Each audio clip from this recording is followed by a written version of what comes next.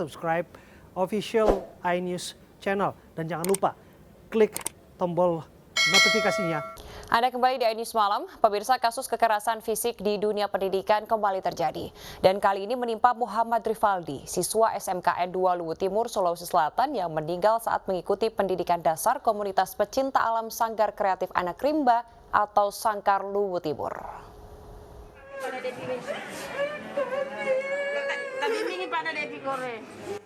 Duka menyelimuti keluarga Muhammad Rivaldi, siswa SMK Negeri 2 Luwu Timur, yang meninggal saat mengikuti pendidikan dasar pencinta alam bersama komunitas pencinta alam Sanggar Kreatif Anak Rimba atau Sanggar Luwu Timur.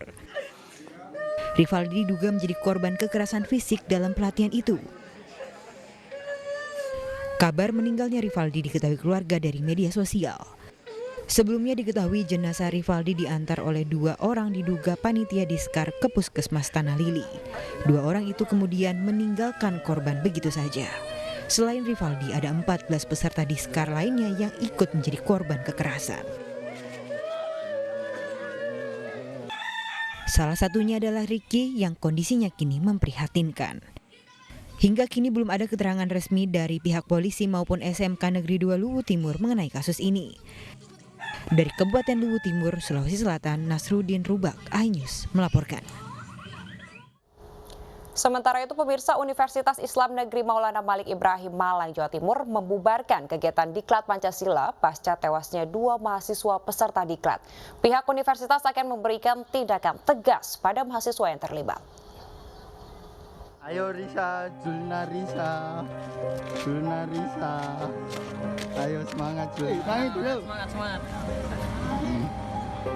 Pihak Universitas Islam Negeri Maulana Malik Ibrahim Malang, Jawa Timur menyatakan kegiatan Diklat pencaksilat ilegal tanpa izin universitas. Setelah mendengarkan hasil penyidikan Satreskrim Polres Batu terkait temuan unsur pidana dalam proses Diklat, pihak universitas akan memberi sanksi tegas pada mahasiswa yang terlibat.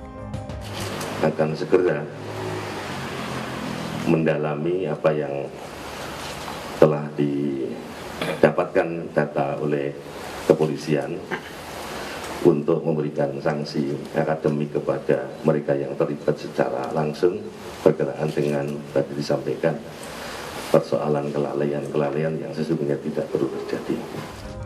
Diklat pencaksilat yang digelar di Bumi Perkemahan Coban Rais, Kota Batu pada pekan lalu berbuntut panjang. 2 dari 41 peserta yang mengikuti Diklat meregang nyawa. 2 mahasiswa tersebut adalah Miftah Rizky Pratama asal Bandung, mahasiswa Fakultas Ilmu Tarbiyah, dan Faisal Latiful Fakri asal Lamongan, mahasiswa Hukum Ekonomi Syariah. Selain tidak mendapat izin dari universitas, kegiatan Diklat yang digelar juga tidak mengantongi izin dari kepolisian dan juga Satgas COVID-19. Dari Batu, Jawa Timur, Denny Irwansyah, iNews melaporkan. Beralih ke informasi lainnya, pemirsa, seorang suami di Karawang tega menjual istrinya kepada pria hidung belang melalui aplikasi online. Pelaku memasang tarif Rp600.000 untuk 1 kali kencan.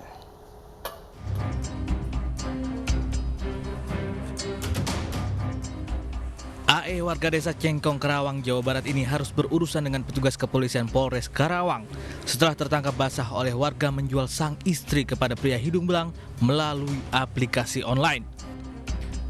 Tak tanggung-tanggung, pelaku membandrol komolekan tubuh istrinya dengan tarif Rp600.000 untuk sekali kencan di rumahnya. Kasus terungkap saat warga menggerebek rumah pelaku lantaran curiga rumahnya kerap menerima tamu sejumlah pria yang berbeda-beda. Warga masuk ke dalam rumah dan memergoki istri pelaku dengan pakaian minim sedang berduaan dengan pria hidung belang. Warga yang marah kemudian menangkap dan menginterogasi pelaku. Pelaku mengakui dirinya menjual istrinya ke setiap pria hidung belang melalui aplikasi online. Pelaku mengaku menjual istrinya lantaran terdesak kebutuhan ekonomi. Beberapa masyarakat akhirnya datang ke rumah yang bersangkutan, ditemukan bahwasanya istri berada di kamar sudah menggunakan pakaian seksi dengan seorang laki-laki. Setelah itu dimintai keterangan, mengundang kami dari pihak Polres, kemudian kami amankan dan kami perdalam. Ternyata memang betul yang bersangkutan sudah secara tidak langsung menjual istrinya, kurang lebih sudah 10 kali transaksi, setiap transaksi sebesar Rp600.000. Akibat perbuatannya, pelaku dikenakan pasal tentang penghapusan kekerasan dalam rumah tangga dengan ancaman hukuman penjara selama 8 tahun.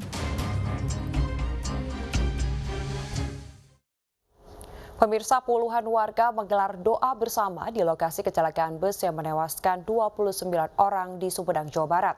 Selain mendoakan para korban, warga juga berharap agar peristiwa serupa tidak terulang kembali.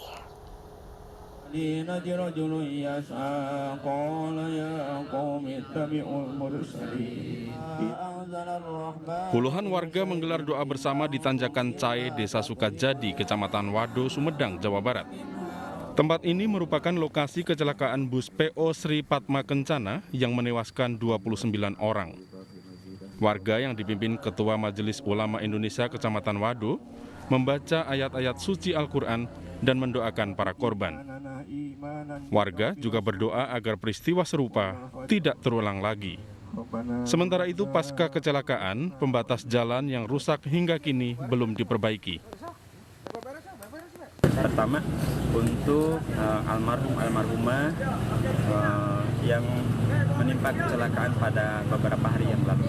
Kemudian yang kedua, kami bersama jamaah yang ada di sini memohon kepada Allah Subhanahu wa Ta'ala agar senantiasa seluruh kendaraan yang lewat jalur Wado Malanggung, baik kendaraan roda 2, kendaraan roda 4, kendaraan pribadi, kendaraan umum, kami mohon kepada Allah mudah-mudahan semuanya dilindungi, semuanya diselamatkan oleh Allah Subhanahu wa Ta'ala.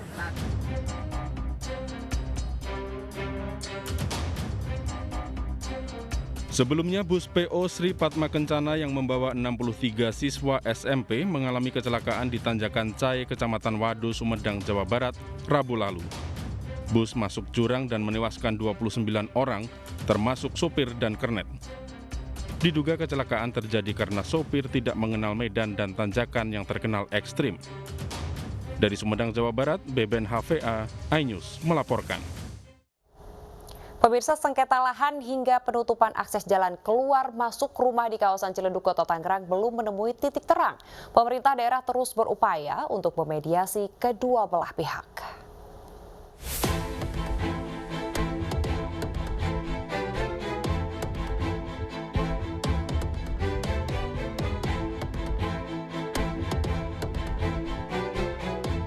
Hingga hari ini belum ada titik terang dari penutupan akses jalan rumah di kawasan Ciledug, Tangerang. Ahli waris rumah sebelumnya dengan pemilik rumah belum mau untuk dimediasi. Lurah Tajur, Kecamatan Ciledug, Sakri mengatakan kronologi kejadian diawali dari pemilik rumah sebelumnya melelang rumah di bank. Kemudian dibeli oleh ahli waris pemilik rumah saat ini dengan adanya jalan di depannya yang bersertifikat. Namun pada tahun 2019, ahli waris pemilik rumah sebelumnya ingin kembali membeli rumah, namun tidak mendapat persetujuan dari ahli waris pemilik rumah saat ini. Pihak kelurahan setempat juga tidak menyetujui adanya pembangunan tembok. Tapi kita berusaha sebab mungkin kita, dan dari pihak keluarga itu terjadinya permasalahan ini kita udah berapa kali mediasi. Kita panggil ke kelurahan, 3 kali kita panggil, tidak hadir. Ya, yang namanya itu dipanggil oleh kecamatan. Pak Camat, mediasi juga nih Pak Camat kita. Karena saya sebagai lawyer lapor dong dengan pimpinan ya. Pimpinan, Pak, gimana nih permasalahan ini? Bisa selesai enggak? Karena kita udah mediasi, orang yang nggak hadir. Mungkin dengan Pak Camat hadir kali. Kita hadir dulu oleh Pak Camat. 3 kali juga. Sama, nggak hadir juga, Pak. Sementara itu, pemilik rumah Hadianti mengaku sudah melaporkan kasus ini ke polisi, namun belum mendapat kepastian. Ya, pertama dari Polsek. Ya, dari Polsek. Polres semua sudah, tapi agak lambat ya, dan sampai 1 bulan. Saat ini kasusnya ditangani pemerintah Kota Tangerang untuk bisa dimediasi kembali. Pemilik rumah berharap polemik yang terjadi dapat segera selesai agar bisa kembali beraktivitas dengan normal. Dari Tangerang, Banten, Kevin Pakan, Enggar Bagus, Sigit Aryo, iNews melaporkan. Pemirsa, pencurian nisan makam di Desa Piaman, Gunung Kidul, Yogyakarta hingga kini belum menemui titik terang. Juru kunci makam menduga pelaku nekat mencuri makam tua karena himpitan ekonomi.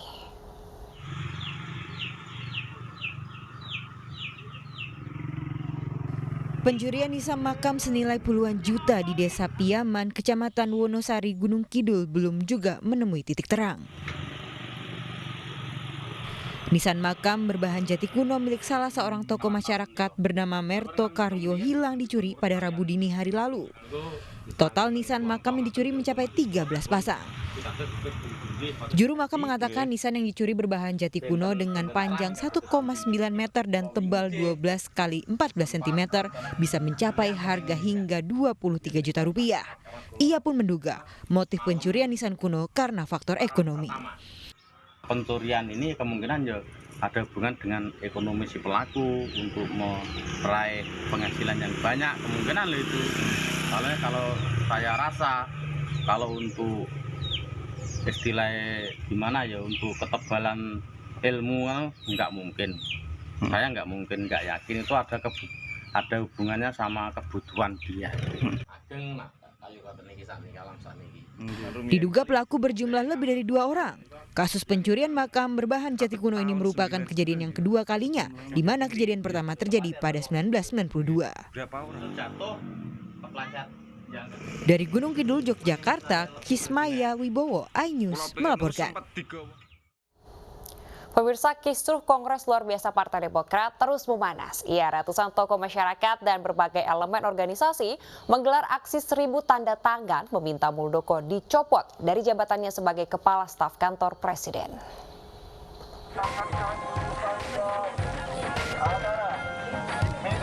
Badai konflik yang melanda Partai Demokrat tak kunjung mereda. Kongres luar biasa yang digelar pekan lalu pun masih menyisakan sejumlah catatan. Kini yang terbaru, sejumlah tokoh masyarakat dan loyalis AHY meminta agar Muldoko dicopot dari jabatan sebagai Kepala Kantor Staf Presiden. Di tengah polemik yang terus bergulir, keberadaan Muldoko di istana disinyalir bisa mengerus citra pemerintah.